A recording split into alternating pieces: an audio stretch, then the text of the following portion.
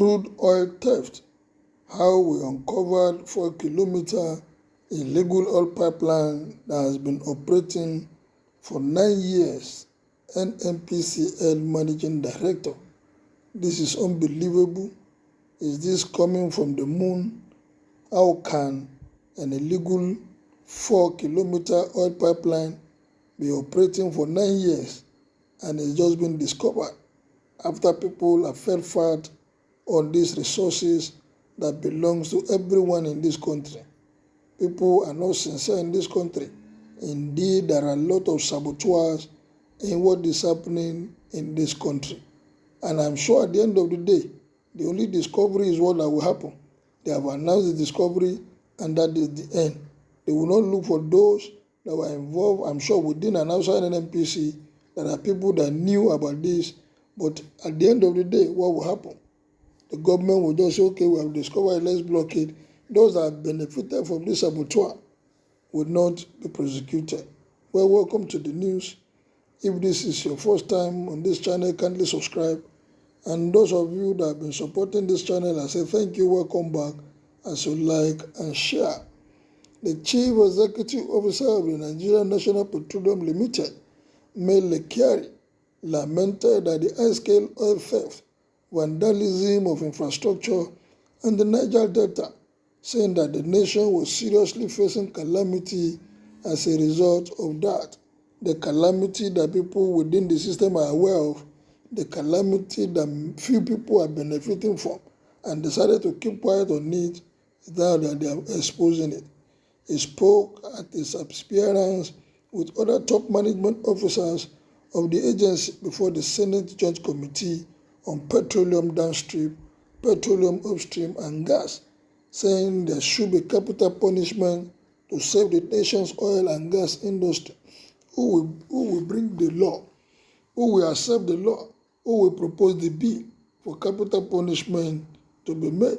Because those that are involved, they are big guys, there are people that are hobnobbing with government officials, there are people that play a big role in enthroning somebody to be governor of a state or somebody to be president. So who is going to bring about the capital punishment? Well, until we start doing the needful, Nigeria will continue to suffer from this kind of calamity.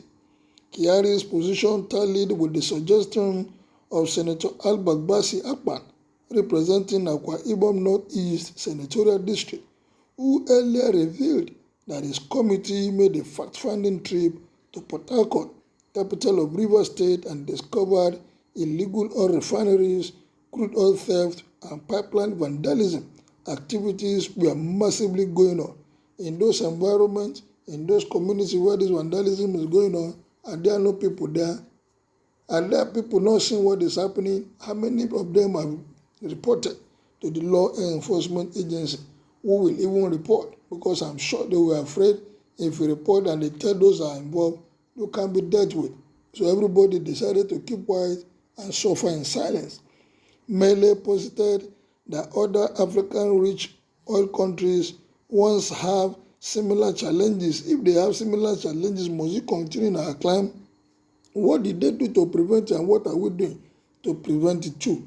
Especially Morocco, but solve the problem by instantly killing criminals that were destroying the infrastructure, while he urged the Nigerian parliament to consider capital punishment to save the industry from total collapse. He recalled that the crime of oil theft in Nigeria has been going on for many years, and specifically about 22 years ago, but the dimension it assumed in recent times was unprecedented.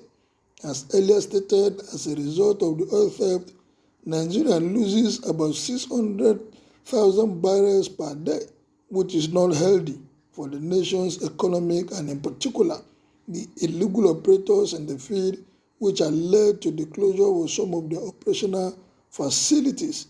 But in rising up to the highly disturbing challenge, Nnpcl has in recent time, in collaboration with relevant security agencies, clamped down on the economic saboteurs. In the course of the clampdown within the last 6 weeks, 395 illegal refineries have been deactivated. And so what happened after the activation? The people arrested, were there people that were arrested? What happened to them? Have they been prosecuted? Is there anything to prosecute them? What are they doing with that environment? 274 reservoirs destroyed, 1,561 metal tanks destroyed, 49 trucks seized, and the most striking of all is the 4-kilometer illegal oil connection line from Forcados terminal into the sea, which has been in operation undetected for 9 solid years. He said they knew about it, they just decided to close their eyes and not to report it, not to tell anybody, since majority few are the one benefiting. He explained further to the committee that in addressing the menace, Nnpcl carried out area surveillance of the affected areas and saw the economic saboteurs carrying out the activities unchallenged and unperturbed. The problem at hand is not only security but social, as locals in most areas where the illegal refineries operate unknowingly serve as the employees by mistaking them for operatives of licensed companies for oil exploration and production in the area, he added. When people have suffered and any opportunity they have, they will embrace it. People are there from that community, jobless, and somebody is offering them employment. What do you expect? Definitely, they will see evil and keep quiet. He further added that being a problem requiring urgent solution, the Cambodia and Mexico models of involvement of non-state actors has been adopted by Nnpcl with involvement of 3 private security companies. It's not abnormal to involve non-state actors for protection of oil pipelines and other critical infrastructures as done in Cambodia and Mexico, which produced desired results.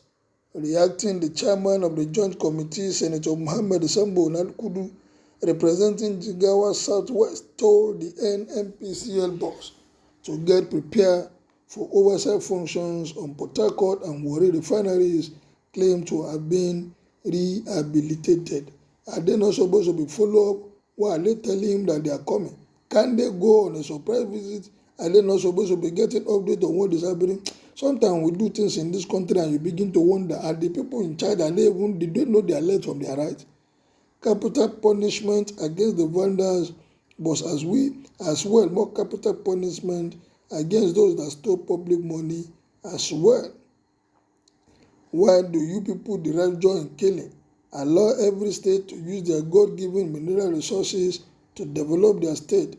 Stop robbing Peter to pay Paul. If you stop robbing Peter to pay Paul, and NPC must be very, very wrong to bring such news to Nigerians. You, the NNPC workers, are the thief. All of you know what is happening, but decided to keep quiet. What concern Kyari with our oil? They have succeeded in changing the name NNPC to Nnpcl. Petroleum Minister has brought in another Kyari from Nigeria to oversee the affairs of the Nnpcl. Nigeria is a gunner. Well, what is your take on this? That after 9 years, we are just discovering there have been a pipeline that people are illegally taking away our crude oil. Kindly make your opinion known as you subscribe to my channel. Thank you, good day, and be blessed.